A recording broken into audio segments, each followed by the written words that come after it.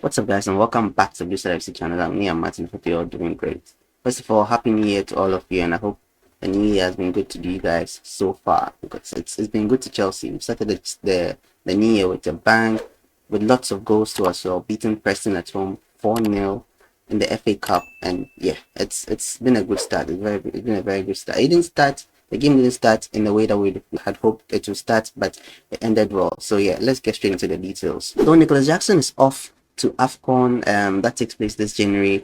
He'll join the Senegalese team. He left a week ago or so, so he wasn't available for this game. So Broja had to lead the line, and yeah, everything behind him was pretty normal.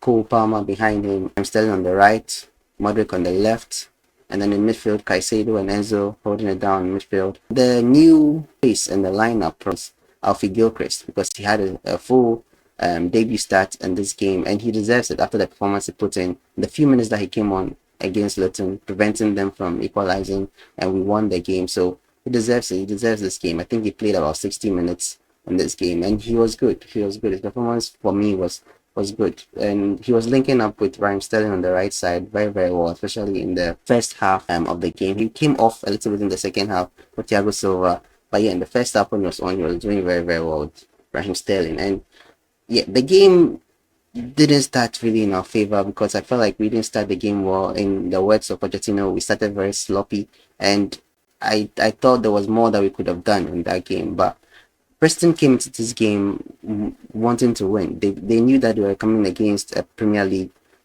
giants, and yeah, we are still a giant whether we like it or not. But we have not looked like giants in recent games or years, but we are still a giant, and teams know that when they play against us, they have to bring their A game. So Preston came in very, very strong. We didn't look like we wanted it enough, but we were still dominating the game. We're still in control of the game, like we usually do. Even when we are losing, we are in possession of, we are controlling possession, and that's what it looked like. But we're not taking our chances. We're not taking our chances at all. We're not even creating that many chances to in the first place. And then everything became a little bit slow, and Preston started attacking. And whenever Preston attacked, I was a little bit worried, but the attack was very sharp. It was very, very direct. I always wasn't direct like that. There were times where I thought Broja should be in the middle, but he wasn't in the middle. He was operating on the right wing. I don't know why he was doing that. So sometimes there were three on the right wing together with Gilchrist and Raheem Sterling. And Sterling also had a few chances where I thought he could have done better. But credit to the Preston goalkeeper, he was making some fantastic saves in the first half that kept them in the game. So I wouldn't put the blame entirely on our attackers, but yeah, there were some chances that I thought we could have done better. There was a ball that came from Enzo, Enzo's passes into the box today in the first half especially was very, very good. Some of them were wayward, a few were wayward, but majority reached their man. And there was one that reached Palmer. Palmer took it down very, very well and decided to chip the keeper. It didn't work out. It just went a little bit wide of the left post, but that was when we were coming to the game little by little. But it just became still until the halftime whistle went, and it was disappointing, to be honest. First, I felt like we could have taken our chances better and we could have buried this game in the first half, but we didn't. And I think Pochettino's pep talk really, really worked, because we came into the second half better. We came to the second half really better. We matched their intensity now. We matched the energy of Preston. In the first half, they were way up here and we were down here. We were playing very, very casually. But in the second half, we upped the tempo, and that was good. That was very, very good to see. And the goals eventually came. And we had like three goals in 10 minutes, 10, 11 minutes. And it was good to see, because after the first goal, they couldn't really handle us. And then the second goal came, the third goal came, and then later on, the fourth goal came. And it was promising, very, very good for us to see, because we are going to the second half of the season. We want to see a team that is up for it. We want to see a team that is ready for battle, because yes, we are playing against Preston, and I don't underestimate any team, because the way we're playing this season, we can't afford to underestimate anyone. But this is a game that we should be winning, and we won comfortably in the second half. The first half didn't look like it, but won comfortably in the second half. Pochettino made some changes earlier on the second half. He brought on Thiago Silva for Gilchrist. He brought on Noni Madueke as well for Modric. And Modric in the first half, I don't think he was performing as well as we do. We know him. I don't think it's entirely his fault. I feel like Preston, the defenders did very well to take him out of the game, but because anytime he got the ball, he wasn't able to advance with the ball like he usually does. There was one time or two times that he did that, but it didn't result in anything major. Most of our chances were coming on the right hand side, where Raheem Sterling, Palmer, Broja were, and it was working more there than on the left hand side. But when he went off and Nani came on, Nani brought in a lot more energy, like it's up the tempo. When Thiago Silva came on, the back was more solid, so they were not pressing us the way they were pressing us in the first half.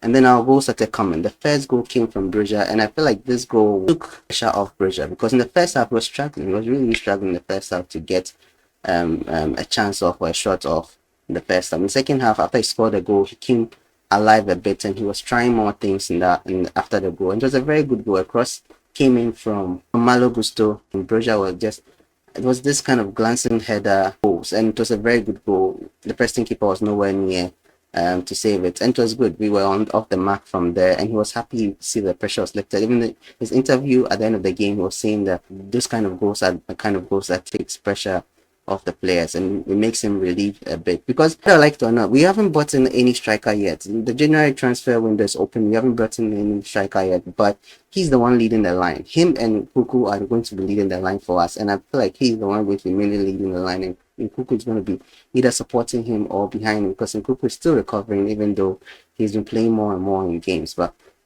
until he's recovered fully to take over, Broja is going to be leading the line. He's our striker leading the line. So yeah, he has to build courage. He has to take on the mantle. I feel like one thing that I've said it before, but one thing that Nicholas Jackson has over him is that Nicholas Jackson's link-up play is far, far better. He's able to take the ball from the midfield and run it into the opponent's attack. That's something Broja cannot do. Broja just sits there and waits for the ball.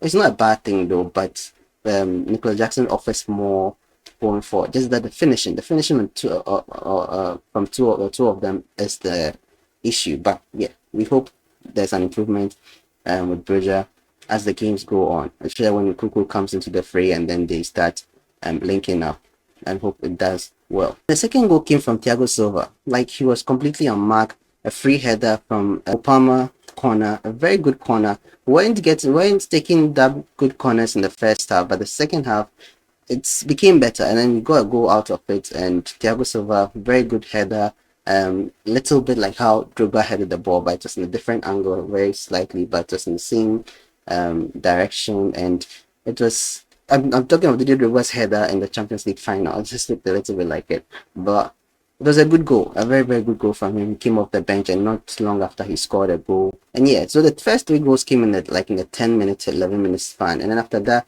we got a free kick, and Raheem Sterling placed it beautifully. I think he's the only one to have scored a free kick for us this season. I might be wrong.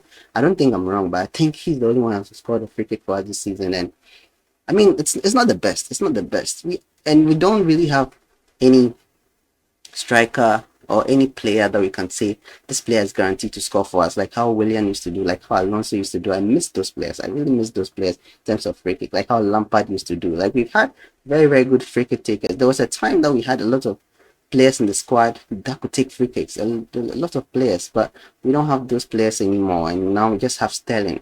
Palmer has tried it before. I think Palmer tried an under the wall kind of free kick. It didn't really work. And Palmer, I think he's the one closest. So after him, and probably Conor Gallagher, Enzo, these players. But Sterling is the only one who has scored, and he scored this one brilliantly. Very, very good free kick. This on the left-hand side of the goal, and the keeper couldn't reach it. He bent it very well, went over the wall.